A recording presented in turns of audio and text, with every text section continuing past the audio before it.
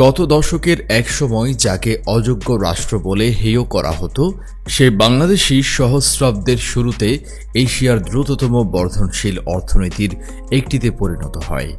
কেউ কেউ তাকে বলেছিলেন পরবর্তী এশীয় টাইগার। গত এক দশকে দেশের মোট দেশজ উৎপাদন জিডিপি 6% বেশি হারে বেড়ে চলেছে নিয়মিতভাবে। আর এর মধ্য দিয়ে বাংলাদেশ ধীরে ধীরে বিশ্ব অর্থনীতিতে এক সম্ভাবনাময় শক্তি হিসেবে নিজের উপস্থিতি জানান দিচ্ছে। 2024 সালের জুলাই মাসে বাংলাদেশে ঘটেছে তরুণদের এক বিদ্রোহ। সেই বিদ্রোহের মধ্য দিয়ে এক ঐতিহাসিক রাজনৈতিক পালাবদল ঘটিয়ে দিয়েছে দীর্ঘদিনের এক স্বৈরশাসককে। দেশের অন্তর্বর্তীকালীন নেতা হয়েছেন একজন নোবেল জয়ী ব্যক্তিত্ব। এর ফলে দেশের সামনে তৈরি হয়েছে এক নতুন সম্ভাবনার জানালা। বাংলাদেশ এখন শুধু দক্ষিণ এশিয়ার গণ্ডির মধ্যেই সীমাবদ্ধ না থেকে বৃহত্তর অঞ্চলে নিজেদের ভাবমূর্তি পুনর্গঠনের সুযোগ পেয়েছে। বাংলাদেশের চলমান অর্থনৈতিক উন্নয়ন ও আঞ্চলিক সহযোগিতার দিকে আগ্রহ, এই দুই মিলিয়ে এখনই দক্ষিণ ও দক্ষিণ পূর্ব এশিয়ার মধ্যে আরও গভীর সম্পর্ক গড়ার সম্ভাবনা নিয়ে নতুন করে ভাবার সময়। বিশেষ করে বাংলাদেশ যদি দক্ষিণ পূর্ব এশীয় আঞ্চলিক জোটে যোগ দেয়, তবে সেটি উভয়ের জন্যই লাভজনক হতে পারে। বাংলাদেশ যদি আসিয়ানে যোগ দেয়, তবে তা এই অঞ্চলের সাপ্লাই চেইন সমন্বয় ও অর্থনীতি বহুমুখীকরণ প্রচেষ্টায় বড় ধরনের গতি আনতে পারে। বিশ্বের অন্যতম বৃহৎ টেক্সটাইল ও তৈরি পোশাক উৎপাদনকারী দেশ হিসেবে বাংলাদেশের রয়েছে বড় মাপের উৎপাদন ক্ষমতা ও তুলনামূলকভাবে সাশ্রয়ী শ্রমশক্তি। এই সক্ষমতার সঙ্গে আসিয়ান অঞ্চলের শিল্প ও প্রযুক্তির মিলন ঘটলে তার সীমানা পেরিয়ে বিনিয়োগ ও শ্রমের চলাচল ও প্রযুক্তি বিনিময়ের নতুন নতুন পথ উন্মুক্ত হতে পারে। বিশেষ করে টেকসই ও বৈচিত্র্যময় আঞ্চলিক ভ্যালু চেইন গড়ে তোলার যে প্রয়াস চলছে, তাতে বাংলাদেশের ভূমিকা হতে পারে অত্যন্ত গুরুত্বপূর্ণ। এর চেয়েও বড় কথা, বাংলাদেশে রয়েছে বঙ্গোপসাগরের সবচেয়ে ব্যস্ত সমুদ্র বন্দর। এই বন্দর একদিকে যেমন চীনের কাছাকাছি, অন্যদিকে তা আসিয়ানভুক্ত দেশগুলোর জন্য হতে পারে ভারত মহাসাগর প্রবেশের একটি গুরুত্বপূর্ণ দ্বার। ভৌগোলিক সুবিধা এবং শিল্প খাতে পারস্পরিক সম্পূরকতা থাকার পরও বাংলাদেশ ও আসিয়ানের মধ্যে বাণিজ্যিক সম্পর্ক এখন বেশ সীমিত। বর্তমানে বাংলাদেশের মোট বৈদেশিক বাণিজ্যের মাত্র 10% হয় আসিয়ানভুক্ত দেশগুলোর সঙ্গে। এর বিপরীতে অন্য এশীয় দেশগুলোর সঙ্গে বাণিজ্য 42%, আর ইউরোপের সঙ্গে বাণিজ্য দাঁড়ায় প্রায় 31%। এই সংখ্যাগুলোই ইঙ্গিত করে আসিয়ানের সঙ্গে বাংলাদেশের বাণিজ্য এখনও এক বিশাল সম্ভাবনার দ্বার অবারিত রয়েছে। বাংলাদেশ ও আসিয়ানের মধ্যে বাণিজ্য ও উৎপাদনের সংযোগ জোরদার করা গেলে একদিকে যেমন বিদ্যমান বিভিন্ন প্রতিবন্ধকতা দূর করা সম্ভব হবে, অন্যদিকে তা এশিয়ার ভেতর আরও নিবিড় অর্থনৈতিক সংহতি গড়ে তুলতে সাহায্য করবে। পাশাপাশি দুই পক্ষই বৈশ্বিক অস্থিরতা ও বহিরাগত ঝুঁকির বিরুদ্ধে একটি সুরক্ষা বলয় তৈরি করতে পারবে।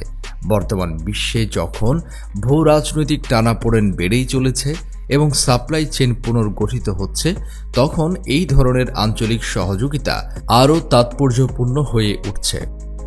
বাংলাদেশকে আসিয়ানে অন্তর্ভুক্ত করা মানে শুধু এই জোটের অর্থনৈতিক প্রভাব পশ্চিম দিকে বিস্তৃত করা নয়, বরং এর মাধ্যমে আসিয়ানকে একটি বৈশ্বিক উৎপাদন ও রপ্তানি কেন্দ্র হিসেবে আরও শক্তিশালী অবস্থানে নিয়ে যাওয়া যাবে।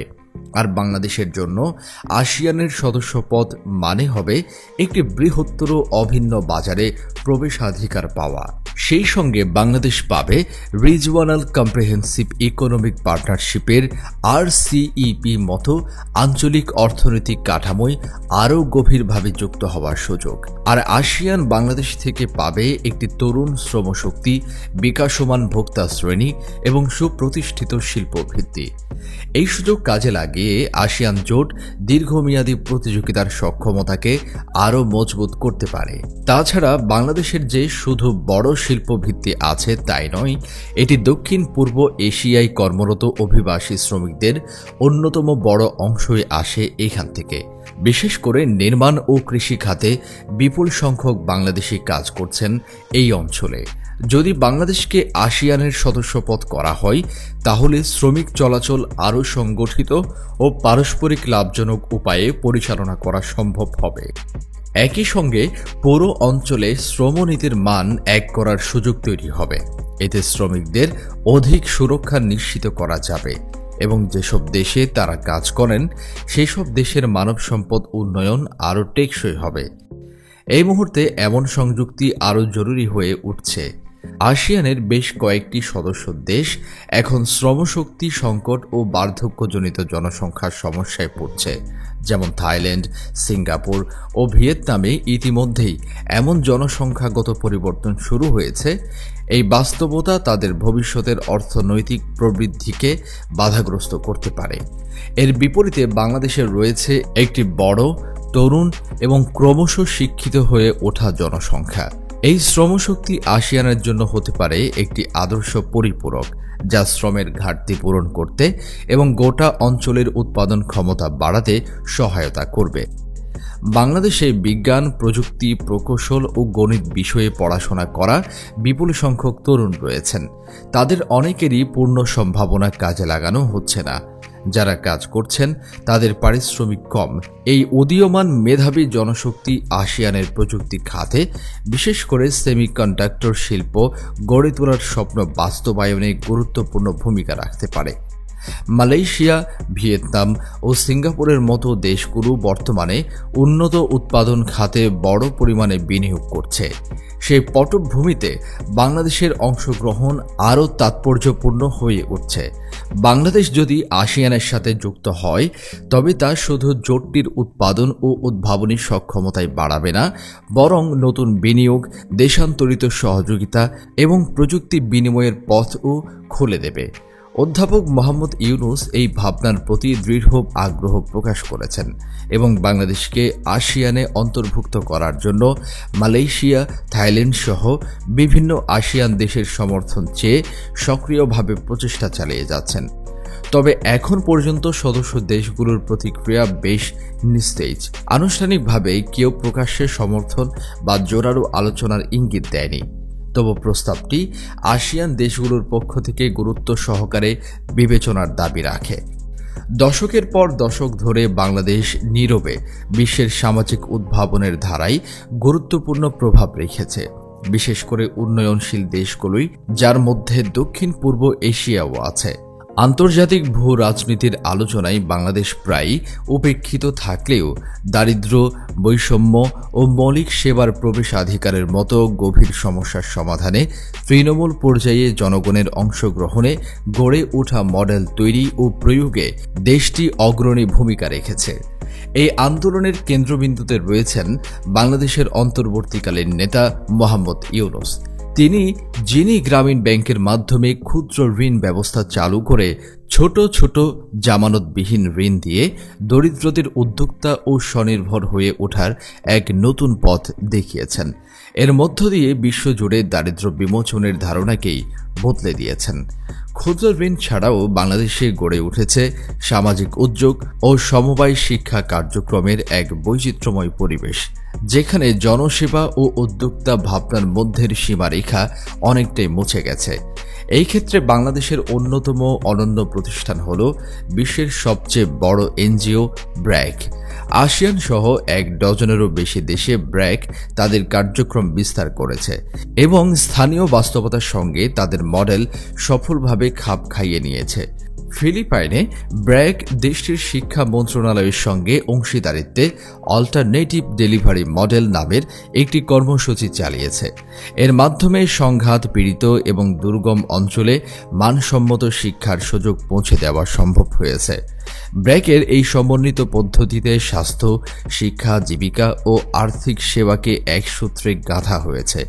আসিয়ানের গ্রামীণ ও অবহেলিত জনগোষ্ঠীর পটভূমিতে এই কার্যক্রম বিশেষভাবে প্রাসঙ্গিক ও প্রয়োজনীয়। উন্নয়ন সহায়তা তহবিল ক্রমেই আজ অনিশ্চয়তার মুখে পড়ছে। যেমন ট্রাম্প প্রশাসনের এই মেয়াদে ইউএসএআইডির অর্থায়ন স্থগিত হওয়ায় এশিয়ার বিভিন্ন দেশে বহু সামাজিক প্রকল্প বন্ধ হয়ে গেছে বা ঝুলে আছে। এই সময়ে বাংলাদেশের উদ্ভাবন ভিত্তিক ও আত্মনির্ভর উন্নয়ন দর্শন একটি কার্যকর বিকল্প হিসেবে সামনে আসছে। যদি আসিয়ান ও বাংলাদেশের মধ্যে ঘনিষ্ঠ সহযোগিতা গড়ে ওঠে, তাহলে সদস্য দেশগুলো একটি কম খরচের, সম্প্রসারণযোগ্য এবং জনগণকে ক্ষমতায়িত করার পরীক্ষিত মডেল থেকে উপকৃত হতে পারবে। এছাড়া বাংলাদেশ বর্তমানে ডিজিটাল ও স্বল্প ব্যয়ের উদ্ভাবনের ক্ষেত্রেও অগ্রণী অবস্থানে রয়েছে।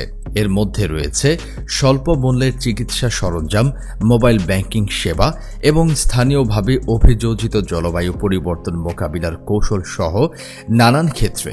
এসব উদ্ভাবন থেকে আসিয়ান দেশগুলোর অনেক কিছুই শিখতে পারে এবং নিজেদের বাস্তবতায় এগুলো প্রয়োগ করতে পারে।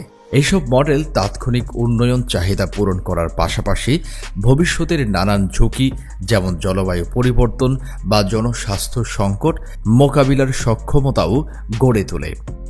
বাংলাদেশকে আসিয়ানে অন্তর্ভুক্ত করা হলে এই সম্পর্কগুলো আরও দৃঢ় ও প্রাতিষ্ঠানিক রূপ পাবে। এর ফলে সামাজিক উদ্ভাবনের ক্ষেত্রে সীমান্ত পারাপার সহযোগিতা বাড়বে, যেমন যৌথ গবেষণা, পরীক্ষামূলক কর্মসূচি, আঞ্চলিক জ্ঞান ভিত্তিক কেন্দ্র এবং অন্তর্ভুক্তিমূলক অর্থায়নের সুযোগ তৈরি হবে। বিশ্ব এখন বাণিজ্য যুদ্ধের এক নতুন যুগের দিকে এগোচ্ছে। এই সময় বাংলাদেশকে সদস্য হিসেবে যুক্ত করা আসিয়ানের জন্য এক নতুন দিক উন্মোচন করবে। এর ফলে আসিয়ান এমন এক আঞ্চলিক উন্নয়ন মডেল গ্রহণ করতে পারবে যা মানুষের প্রয়োজনকে কেন্দ্রে রেখে গড়ে ওঠে, আর একই সঙ্গে যুক্তরাষ্ট্রের সঙ্গে আরও অনুকূল বাণিজ্য চুক্তি নিয়ে সম্মিলিতভাবে আলোচনা করার অবস্থানও তৈরি হবে।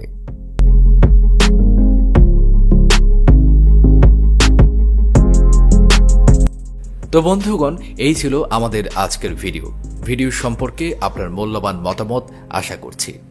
ইউনিক বাংলাদেশ চ্যানেলে আপনি নতুন হলে অনুরোধ রইল চ্যানেলটি সাবস্ক্রাইব করে পাশে থাকা বেল আইকনটি ক্লিক করবেন, যাতে পরবর্তী ভিডিও পেয়ে যান সবার আগে।